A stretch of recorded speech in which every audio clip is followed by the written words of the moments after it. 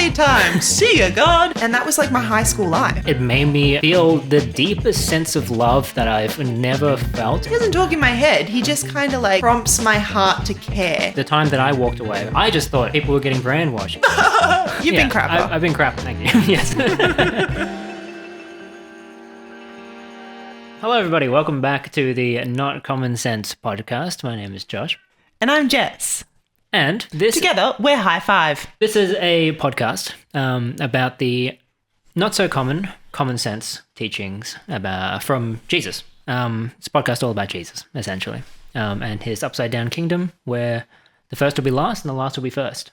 So not very common sense in the sense of worldly sense, common sense, but common sense in the sense of truth, common sense. I think you should rehearse that each time, and it should just get a little bit faster and a little bit faster and a little bit faster. And at one point you'll be like, okay, we're a married couple having a conversation about God. Yes, that's also it. Yeah. Yeah, cool. I also had another tagline for that one, which was, you heard it the other night. An honest exploration of our ongoing journey with Christ as a married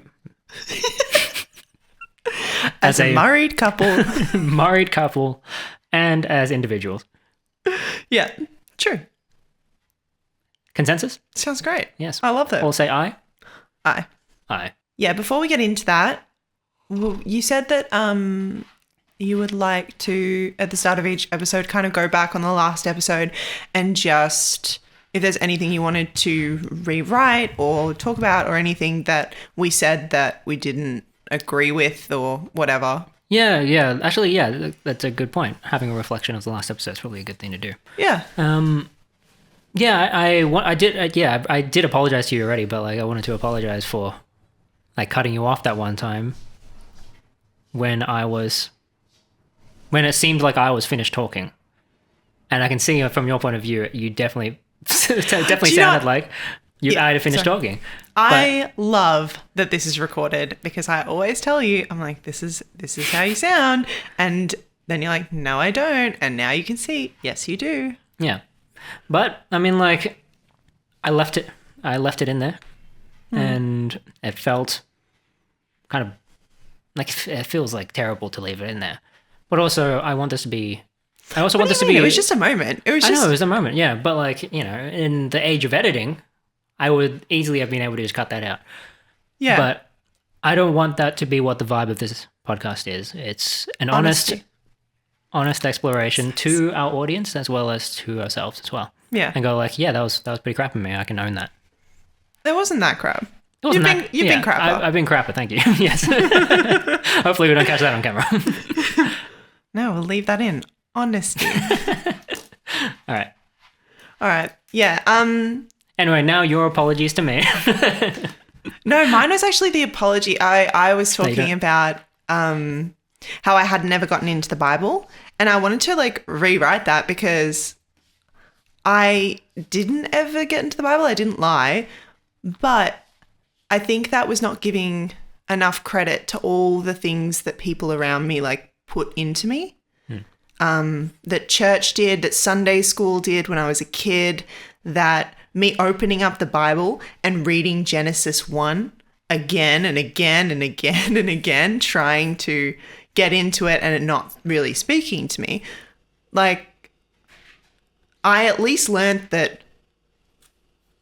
there is a God and he is creator of heaven and earth. Yeah. So I think it's really hard to instill in children, especially because they have zero experience. You know, the importance of God, but also his saving grace and also the salvation that he offers, because children are children, they're innocent. Up until a certain point, obviously. But I think what was instilled in you, which I think was amazing, was the fact that you can just come back to him. And that there is no judgment in that.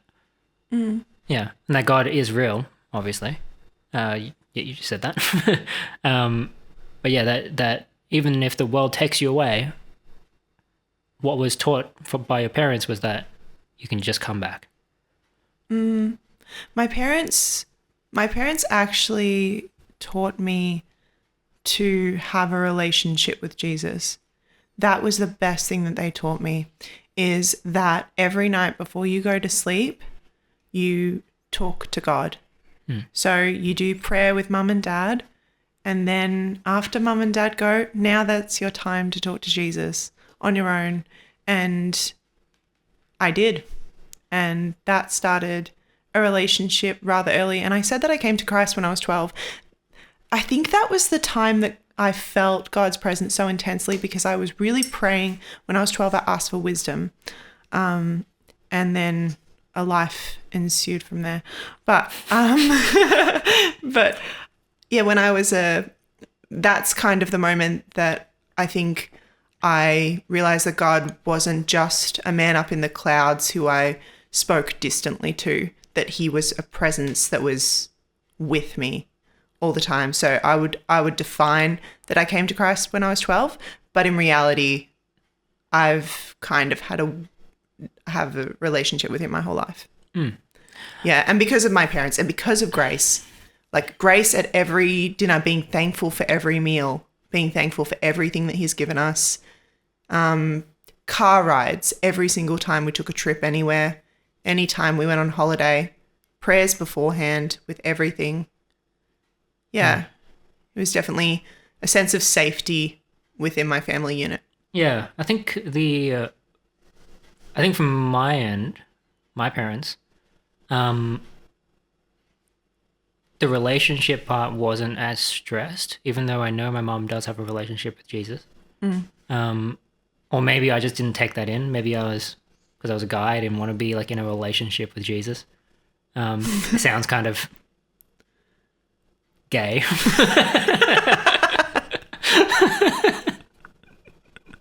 When you were a child? Yeah. I don't know. No, I guess that as a child, yeah, maybe not. Maybe it wasn't stressed. Or maybe I just didn't take it in. Or maybe I didn't really understand it. And I think the time that I walked away, when I became an atheist and I became an agnostic, mostly atheist. How old were you? Well, I didn't really think about it. It's hard to wrap my head around the fact, superstition. I think my parents or my mom is very Pentecostal. So, I don't know if she can speak in tongues, but, we believe in this speaking in tongues, and then the signs and wonders, essentially, of God. And so, I just thought it was a whole lot of propaganda. That, like, people were getting brainwashed. It's the typical atheist worldview. Well, your mum's, like, highly spiritual and highly...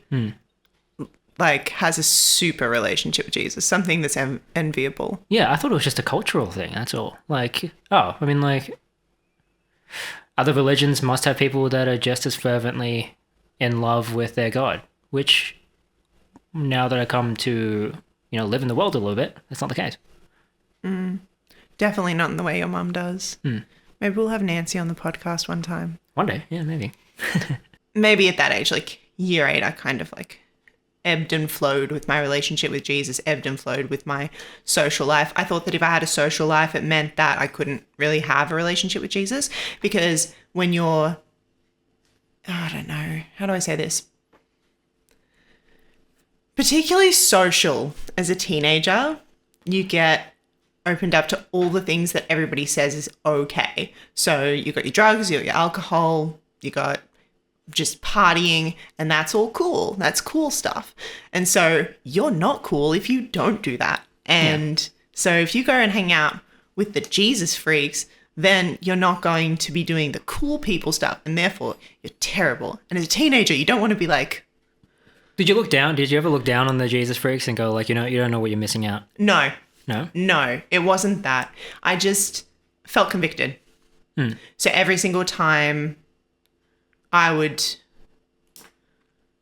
like go out and party, I felt convicted, and I didn't like that conviction. So, but I still continued to do it for years. So why did you continue to do it? Because it was fun. Like, there's fun aspects in it. You're with your friends, you get to connect, you you get to do crazy stuff. But every time you do that kind of stuff, it strips away this tiny little bit of your soul, and you go, I can go further next time. I can do more. And it's fine because nothing happened last time, right? But stuff did happen last time. Yeah. And you get yourself in really, like, I've gotten myself into crazy situations being like, did that really happen? That really happened to the people around me? Why are we okay with that? That was... And then being like, no, it's normal. It's fine. Yeah. There was a moment, actually, because I've had, like, as I said, ebbs and flows with Jesus. So it means that I've been coming to Jesus. I knew he existed, like, my whole life. And so I'd have a great relationship with him, maybe in the off season. And then I get back to school and you're just like, it's party time. See ya, God. And I would have my partying ways. And then, and that was like my high school life. And there were certain moments where God really tried to pull me back to him. And I was friends with this. How'd you recognize that? What's that? What? When are the moments that God tried to pull you back to him? I have like multiple examples. One really good one is when I was 16. I was basically friends with what I call the druggy group of my life. I was like in and out of quite a lot of groups of friends. But they were super into weed and actually just like, I don't even need to say it, just lists of drugs. And I went to youth group to pick up my little brother on a Friday night because Dad was going to drop me at the party afterwards. So I went in at the end of youth group and Matt was there. And so, and I went in and there was this woman called, and she came in and just prayed over me.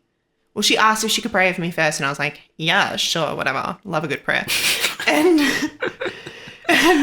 and she prayed over me, and I felt this overwhelming just sense of release and peace. And I fell down in the Holy Spirit. So I like was basically like knocked off my feet by a gush of like wind almost. But I felt like I was safe. And so I let it happen. And someone actually caught me from behind. And then they lay me down on the ground and like put a blanket on me. And what I thought was like 10 minutes that I had my eyes closed and I was in the presence of the Holy Spirit was something like over an hour. It's a long time. And I had a vision and I get this image of cars just racing and racing and racing and racing and racing and racing and racing around this track. It was like a toy track.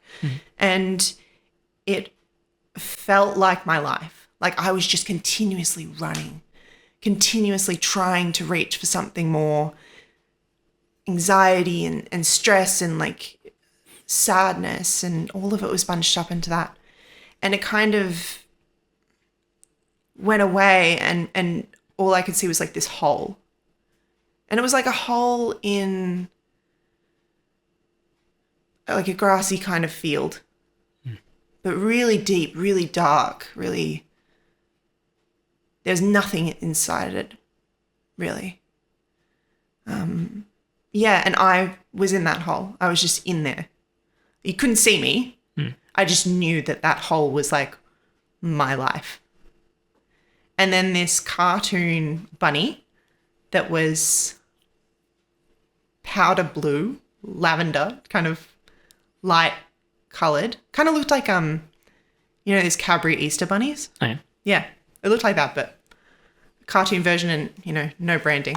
And and it came along and it like hopped along and hopped around the hole and like smirked at me in a kind of like, hey there kind of way. And winked, and then hopped into the hole. And I know it sounds like a bit comical, but what it felt like was it felt like I felt all the overwhelming stuff that I had been feeling and shoving down through partying and shoving down through trying to escape my own life. And my life was that hole. And God was like, I'm in there with you. Like, you're not alone. And the overwhelming like love and peace and excitement that I had was like, I was crying when I woke up, and then I really felt like, did that really happen? Was that all in my head? And as soon as I thought that, a random woman who I never spoke to, I'd never spoken to in my life, never saw her again, came up to me and said, God is telling me to tell you that there was a bunny. And I was like, and then of course I'm like, and then she just was like, good, that means something to you. That's amazing. Usually it's way more profound than that, when it's like, God told me to tell you it's okay. Yeah, no. This one was like, nope, it's a bunny. It's a bunny. Yeah, it's a confusing one. Yeah. But good on that lady for following that. I know. Yeah. And yeah, she asked it like, is this real? Is this a thing? So I have admiration for her, because I think that I'm now at that stage, but only, in my 30s. Can I recognize God's presence and be like, I think that was from God. He's telling me to say this. Yeah. Right. As at that point, like, that was so overwhelming, that experience, that could be nothing but God. It was God. Yeah. But yeah, especially in that phase, you have no idea whether it's a psychosis or like hallucination. well, I actually wasn't. I was in a druggy group, but I hadn't actually taken drugs at that point at all. No, but still, even then, it's like, was that just? Do people just have these things? Right. Yeah. It's the questioning. It's the doubting of God. Of like, right. Yeah. Was this a God vision? Who knows? Yeah. Or just myself. Yeah. Because that's the experience that I've had. Right. Where I'm having zero experiences. I'm not getting these visions. Maybe because I wasn't seeking it. I don't know. Maybe I wasn't meant to. But everybody, I hear about all the people like, being moved by the Holy Spirit. I hear about the miracles, the healing, visions. And I would always rationalize it away using worldly material ways of rationalizing. It's like, it's the same thing that I rationalized away people's relationship with God. It's like, people need religion for a reason. And it's one of the words, side note, it's one of the words I hate. It's religion. Like, I think religion itself as a word is I don't want to say subversion again. That was my word of the day in the last one. But I think it's a subversion, because I hear so many atheists and so many agnostics say, I'm not religious. And I was like, you are. You're just not following any spiritual religion. Yeah. Religion is just the pursuit of trying to be good. And it's the rituals and rites in order to do that. Anyway, that's a side note. Interesting. We should definitely cover that more as a topic in the future. But yeah, what I was saying was... Sorry. No, you go. What I was saying was... yeah, people need religion because all the atheist talking points, people trying to look for meaning, people trying to look for hope. They need to have that. And it's like, I know exactly what it's like to look at it from the outside and go, that's just their personality. That's just their... Well, like they're not sensing anything. Like, I'm smarter than them. It's just their brain telling them these things. It's just their... Well, this is the thing. Like, after that happened, it was such an eye-opening experience for me. I was so moved. I went and told like everyone about it. Yeah. I had no Christian friends, like none. Like, my best friend, I called up on the phone. I was like, this just happened. Jesus is real. It's the most incredible thing that I've ever experienced. The feelings I felt, because the feelings that God gives you are deeper than what is humanly possible. That's it. That's how I came to know God. That's when I honestly started trying to seek him and trying to look for him. It was your prayer over me when I first met you. It made me feel the deepest sense of love that I've never felt and never could ever reach ever again without some sort of help. Without some kind of help holding you together, because the love that I've felt, the deepest love that I've felt for a human without God, with God, is like 1,000 exploding suns. Yeah. Like you would die from that amount of love without God holding you together. It like hurts. Yeah. It like physically hurts after it. Yeah. It's so amazing that I can understand that people don't believe it. Yeah. Like, how can they believe in an emotion that's so above their own emotion, and like a sense of love that's so above their own sense of love? It's out of their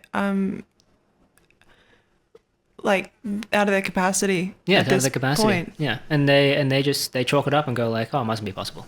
They must just be making that up or exaggerating that in their head. And when it comes down to, I guess I'll move into apologetics. Like when it comes down to apologetics, there's really no way to. The only thing you can do, if there's somebody in your life that is looking for God, or if they have objections to God, the only thing you can really do is pray. Because you pray for them to actually experience that kind of love. Or that kind of experience where there's no other explanation but God. I'm cutting you off here now. I really have, it's like one of my biggest pet peeves is people saying, I just need to pray, or I only need to pray. I think prayer is the first stop. It is the most powerful thing you can do for somebody else. It's not a just, it is a necessity. I think I said the only thing you can do. Oh. I don't think I said just. Roll back the tapes, I don't think I did. But yeah. Well, then I pulled my pet peeve out of... But you're absolutely right. You're absolutely right. I agree. Yeah. It's not... all I can do is pray. It's... All you can do is pray. Yeah. It's... I think it's a different emphasis. The first thing that you should do is pray. Yeah. Right. And everything else on top of it when it comes to apologetics of how many translations of the Bible, or did Jesus actually exist? All of these things obviously important. Important to know these things and arm yourself with those facts. But I have never seen anybody switch to God unless they've experienced them themselves, and actually have a relationship with Jesus unless they've experienced it themselves. And those I see those things as are barriers. You just got to slowly break down the barriers so that they are open to going, I see what's happening to them, I want that. And not just closing it off entirely. It's like they got to have that open door. Or the open window, at least. Yeah. I don't know, what does that sound like? How does that sound like to you? It sounds like I really need to pause because I hate that fly so much I can't stop focusing on it. Oh, how do you pull away from your worldly wants? I guess for me, the first time I realized how important it is to pull away from your worldly wants, because the question is already assuming the premise that you want to be pulling away from it. You have to realize that you should pull away from your worldly wants and your desires, because we want the spiritual food that God can completely nourish us. And the only time I realized this was when I was prompted to do a fast for a day. And I don't know what the Bible verse is, but it's, God can, or Jesus will nourish you and he'll give you everything that you need essentially. And that's all you need for your life. So on that premise, I did a fast. And doing the fast, like I'm pretty good with eating. Like I don't have to eat 3 meals a day. I don't even have to eat 2 meals a day. Like, well, you should. I should. That's the thing, you should be. For me and my body weight, yes, I probably should. Yeah. But like I don't have an issue with not eating, especially when I am like when I'm on a job or something like that. There are days that I just don't eat. And maybe I eat at the very end. And for some reason, as soon as I started fasting the fast for 24 hours for God, it became the most difficult thing I've ever done in my life, honestly. But it made me realize that by taking away the worldly desires, not taking away, but how much the worldly desires pull me compared to how much God pulls me. The worldly desires always have a gravitational pull to it, whereas God is a nudge, and then I'm going to walk towards you, and then a nudge, and then I'm going to walk towards you. Me being me, I'm going to walk towards you. I'm going to keep seeking you.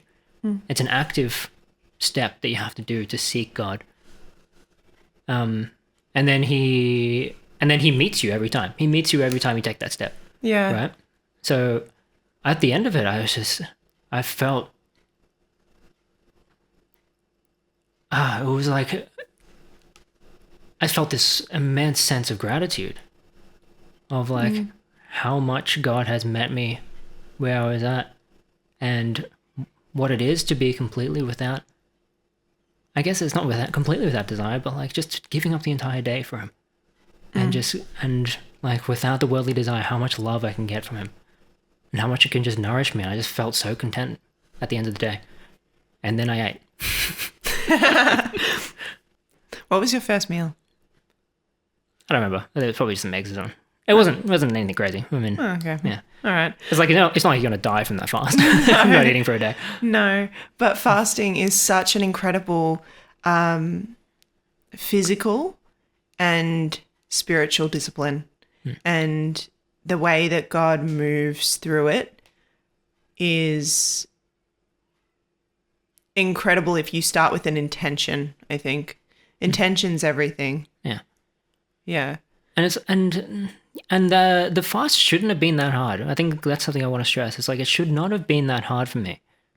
But I think there was something in there that wanted me, I don't know, probably not God, that wanted me to feel like, wow, why am I so hungry? It's like, why am I so hungry? And then go to God instead. And that's what I did. So I went to God instead when I felt that like, I shouldn't be this hungry, but I am. For people who don't understand fasting, it's probably important to say that you can fast more than just food. You can fast social media. You can fast thinking certain thoughts. You can fast. You can fast food. Fast food. I really recommend doing fasting of food. But that's biblical. Yeah, like first of all. Right now I'm fasting something, but in about a couple of days' time I'm going to start fasting my bed, which is that I'm not going to go to my bed to have a nap. You're going to be sleeping on the floor for now. No, I'm not going to go to my bed and have a nap in the middle of the day. I banished her from the bedroom. Because I do have chronic fatigue and that it does get really, really difficult, but I'm going to try to stay upright for the whole day. And that's actually going to be incredibly hard for me to do. But doing it and then going back you can't do your horizontal meditations, can you? No. We go to a spiritual retreat and they have it's a prayer retreat for Jesus, and they have, because a lot of the people that are there are very elderly, so they have in the middle of the day horizontal meditation, which is basically nap time. It's on the brochure. Yeah. Brochure. Yeah, brochure. Oh, brochure. Thank you. Yeah. Yeah, but I don't know if I'm really explaining fasting like the experience that I had doing that fast, and it may not be the same with everybody, but the experience I did was, even though it was one day, people have done 40, people have done many more days, a week, whatever. But doing that one day, I can't even explain to you what it's, the spiritual experience that I had, just knowing that, and just keeping in mind that like God is all I need. I don't need any of this. God is all I need. Yeah, well, I think it comes along with it's not just not partaking in whatever that thing is. It's also every single time you feel the need to, you turn to Jesus and you pray. That's what a real fast is supposed to be. Yeah, yeah, and I really recommend doing food. Probably because it's just a staple. It's like it's the thing you need to live. I mean, yes, if you're doing a short one, if you're doing a long one, it requires a lot of physical preparation before and after, and requires like medical overwatch. Yeah, if you're doing anything past a few days. Really? Yeah, if you're doing like longer fasts. Yeah. And you should really be training yourself up to it as well. You can't just decide like, okay, I'm going to do a 40-day fast. Yeah. Be safe out there if you're going to do a fast for more than like 2 days or a day. Yeah, you could put your body into shock. You could kill yourself. You could absolutely kill yourself. So, yeah, I wouldn't do that. Well, it's not recommended. Yeah. Yeah, my body weight. I'm like what? Yeah, you couldn't do it. I'm like I'm 60 kilos. Like I'm just outing myself. I'm 60 kilos, and I think I would literally turn into like a bionicle. You know those bionicles that don't have any. You know those McDonald's bionicles? It's just the skeleton. No. Yeah, I turn into that. Okay. Yeah. Just saying. Okay, I'll look it up later. Interesting. So worldly ones. Hey guys, interrupting from the editing room here with just a bit of needed context for the next section. We kept talking for about 20 more minutes, but we felt really weird about it. And the conversations between us the energy was a little bit off. But we actually realized that this was happening while we were recording. So the next bit you're going to hear is actually us after about 20 minutes of talking, and it was just feeling wrong, but us working out why that is. I feel really like not on it today. Not on it. Yeah, like I feel kind of like uneasy about the things I'm saying. Yeah, me too. There are moments. There are little moments, but it does feel like we're off tonight. Just a little bit. Off, or is it like?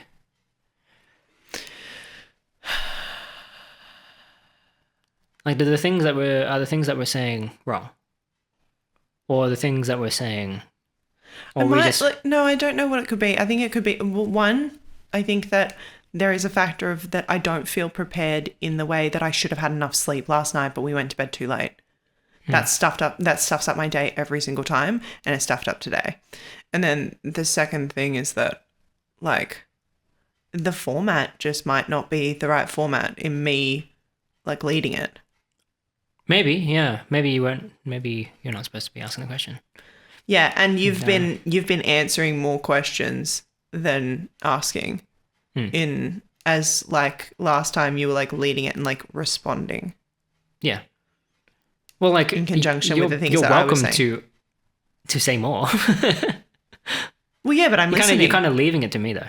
Yeah, but I'm just listening because you're speaking more, and I'm asking the questions. But like, you don't have to ask the questions.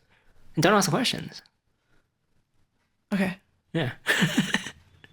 I have to take that off of you. Okay, I won't ask any more questions. I will just relax. Yeah, relax. Right here. Yeah. Okay. I don't know why it's not leading if you're going to ask. You're welcome to like have a question. I don't know but what you it don't is. have to. It doesn't mean you're leading the podcast. So like, don't feel that pressure. Oh, that's so nice. Yeah. Like I'll steer it if I need to. And before, like when you were trying to chase that fly, you were like, "Well, we should redo the intro because I thought it was a bit convoluted." And I was like, "Why are you thinking about that? I don't know. That's not for you to think about. That's for me to think about." Yeah. Right. Yeah. So just relax. I don't want to think about anything. Yeah, exactly. So just relax. It's not on you. Aw, thanks, Il. Yeah. Anyway, how do you get rid of your earthly desires? Earthly wants? Worldly wants, yeah. as you said, fasting, prayer, and then identifying, but then just seeking God. Just seeking God instead. Identifying those moments is the most important thing, I think. Like just taking a step and being like, oh, I'm convicted. Being okay with being convicted. Receiving the conviction. Receive the conviction. Like you need to know that there is a God. You are not him. And he is the Lord of your life. You are a sinner and you are saved by his grace.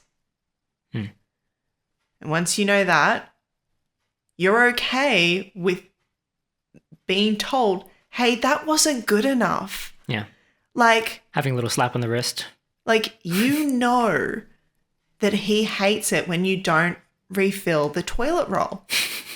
So refill the toilet roll. Instead of being like, he should just have done it last time himself and he didn't do it. This is a good question. Have you ever been slapped on the wrist by God? Oh, like every day. Yeah. Every day. I do. Have you gone like, just stop it? Yeah. Yeah. Every single day when I'm half asleep and I don't wipe down the bench because I'm too tired. And then I'm like, I will do it later. No, I won't. No, I won't. Go back and do it again. When I clean the toilet and I like... How's that slap on the wrist? Hold on. I've got to restart that. I walk in the house. I kick off my shoes. I keep on walking. I walk back. I pick up the shoes. I put them on the... like where the shoes are supposed to go. Every day am I... Where's the slap on the wrist? Go back and pick up your shoes. Oh, you get that like literally. Oh, immediately. Okay. No, I was thinking like the vape falling out of my pocket. That's Right. a slap on the wrist. That's like a physical thing that happened to me. I was like, oh, I should have done that. I knew I shouldn't have done that. Yeah. You know what?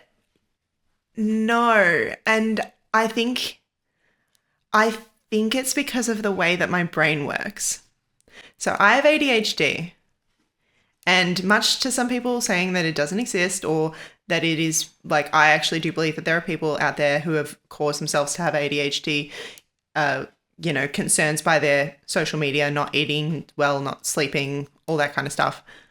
I do believe that I was born and I have issues with impulsivity, distractibility, and have my entire life.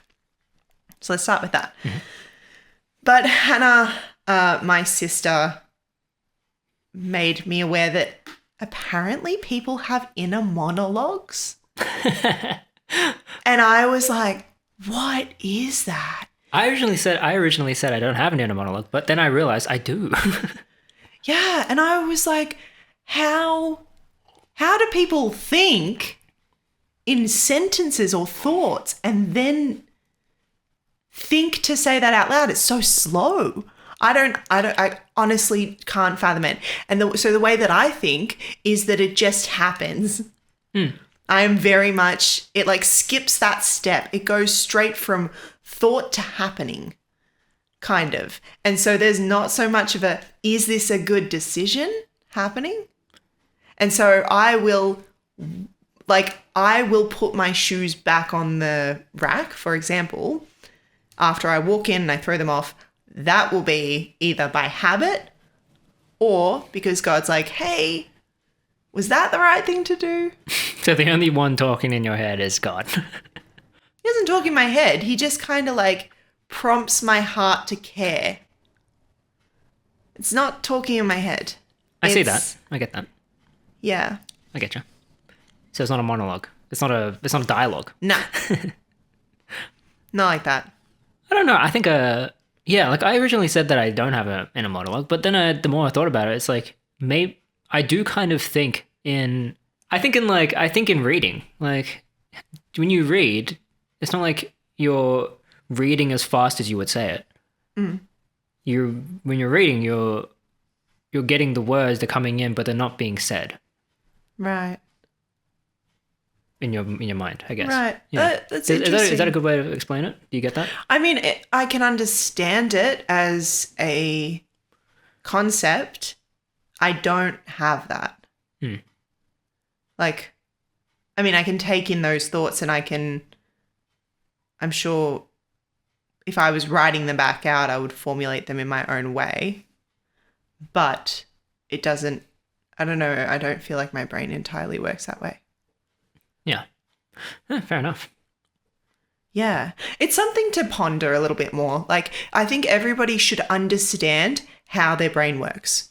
And that's not saying that you have to give it a label or put it in a box or say, I have this or I have that or I'm this personality trait or I have this mental illness, because there is a billion. But you can look at mental illnesses, you can look at personality traits and go, that tiny little bit, that does apply to me.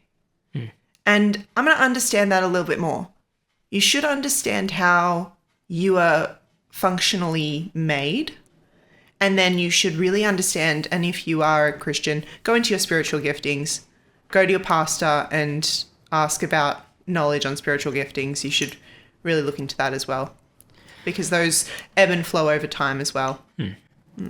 Yeah. I think I started looking at spiritual giftings too early. Well, you looked at them with me. Yeah, that was too early. I hadn't actually...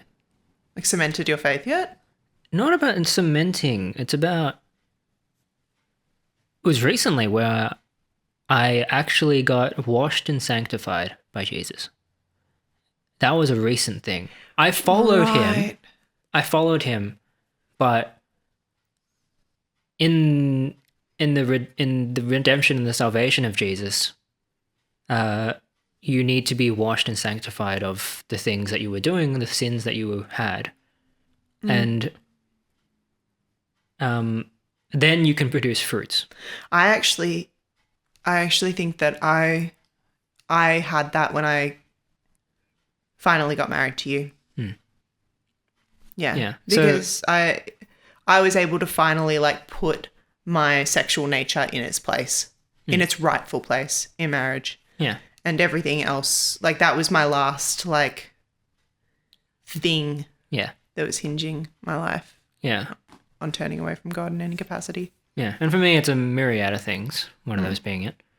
And it's only recently where I actively made the choice to turn away from it entirely.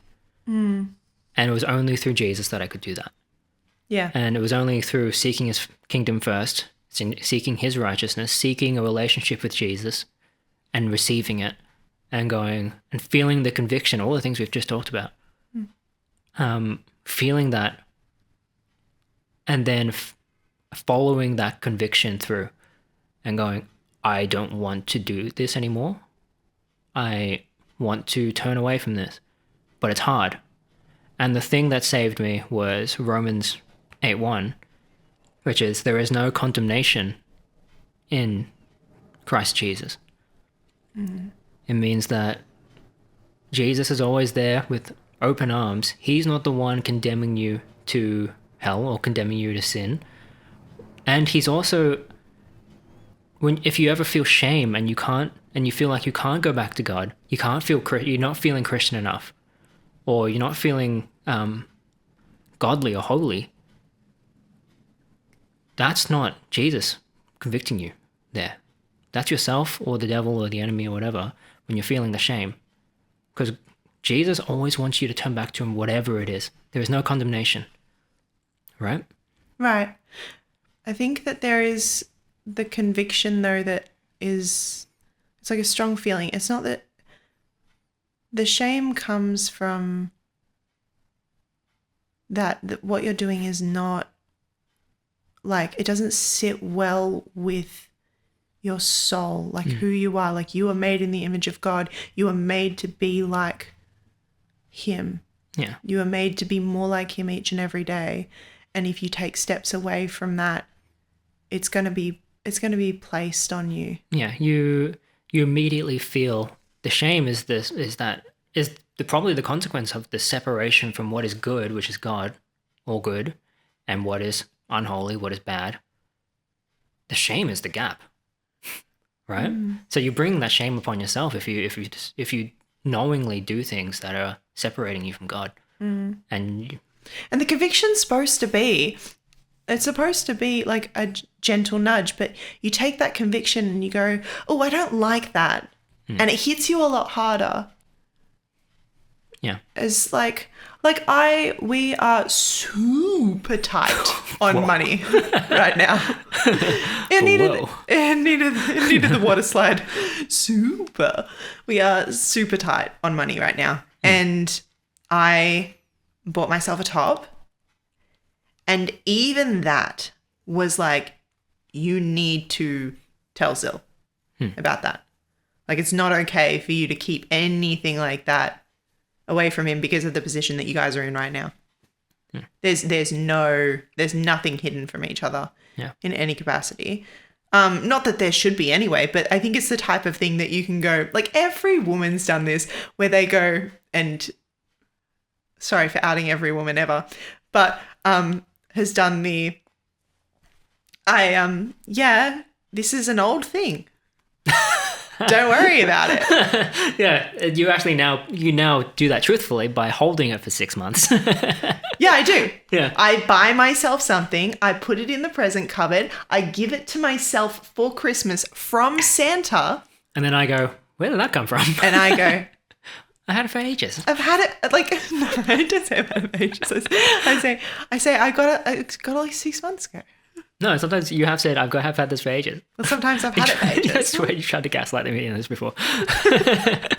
Well, we've all done that, but it's it not doesn't make it technically right. untrue. Yeah, it doesn't make it right. Yeah. And it breeds more of that deceit. Yeah. And breeds that's okay. Like, oh, that's a fun, like, all of us love having that. It's just a, like, fun little thing. Yeah, we can all joke about it now. But deep down, I'm burning with anger. Well, it's that you can't. I'm kidding. You shouldn't find that sneaky little joy in it. Yeah. Find that sneaky little joy in saying, hey, I'm going to turn my phone off. I'm going to go to the movies by myself and then just have, like, some autonomy in your space away from your spouse. Like, but they're aware of it. Yeah. And then just, that little, like, I'm going to go get myself some Macca's and go to the movies and sit in the movies alone and be by myself. It's great. And that's going to be my moment of autonomy and being independent. It doesn't need to be like, I'm going to buy a top secretly. Yeah. And then not tell my husband. Yeah. Which I haven't done. Yeah. But I will say, recently. from the husband's point of view, what's important is that you act like Jesus in that time. We try to. You don't condemn them. Especially if you're tight on money, you don't condemn them, but you tell them politely and nicely. Yeah, you probably shouldn't have done that. Well, see, the thing is, with the exercise top, I actually did need an exercise top. And when I was in... We'll just blurt out that. I don't need to say. Okay, but I actually, because I've been spending so much time in the Word and so much time with Jesus, and I have felt his presence so much, when I walked into one of my favorite stores during a time where there is decor for my favorite season, Christmas. And I walked around that store and suddenly I wanted stuff. I wanted those exercise pants. I wanted that toy. I wanted that drink dispenser. I wanted that, like, serving bowl. I wanted that table runner. I wanted everything. And I felt it so overwhelming that I was like, this is not me. I don't actually want this stuff. Like, I don't need this stuff. And I had picked up, no joke, like 5 items of clothing. And then I tried them on. And then as soon as I tried them on, I was like, yeah, I'm good. There's a lot of joy just in that was it. Just in holding the items. That was it. And I went and I bought the one thing. And I was actually really proud because that was the only thing I actually needed. Oh, good. Okay. Yeah. Yeah. But I don't think, actually, now I think about it, I don't think I actually condemned you at all. It was just like, no, yeah, you didn't. Yeah. You said that was fine. Yeah, that's fine. Yeah. But, hypothetically, if I had, that would be the way to do it. Yeah. Yeah. I'm not going to pretend to know how female brains work. That's just strange to me. Well, I guess, I don't know. Maybe if I walked into like a remote control car store, a Transformer store, I would just play with it. Such a dork. All right. Well, that's a good way to end. No, we are way above time. Okay. Yeah, we're going for an hour 30, but I don't know, things might be cut. Things might be really cut this time. Yeah. But it'll be as honest as we can be. There was a fly that came through, there was the cat that came through, there was multiple times. And then there were just like weird moments where we just lost track of what we were saying. I actually think, honestly, we got on track at the end, and it's a good thing to note for the podcast, for our listeners, that the way that this probably should be structured is that you lead this and that I do what I want to do, which is just sit here and chat. Yeah. But the thing is, you can still bring a question. Just remember that like you're bringing the question, but you don't have to run the podcast. I think I'll just give the question to you ahead of schedule, and then you can handle it. Yeah. Because like I brought that question and immediately brought 10,000 other things with it. And I only felt peace when you said what you said, which was, hey, you don't have to carry this at all. And I was like, cool, great. You carry it. Yeah. And then when you feel at ease, I feel way more at ease as well. Yeah. Yeah. Yeah. So I think that just goes to show like the way it should be structured for us. Yeah. All right. Well, thank you guys for watching. Our camera's about to die. So thank you. And put in the comments if you have anything you want us to discuss.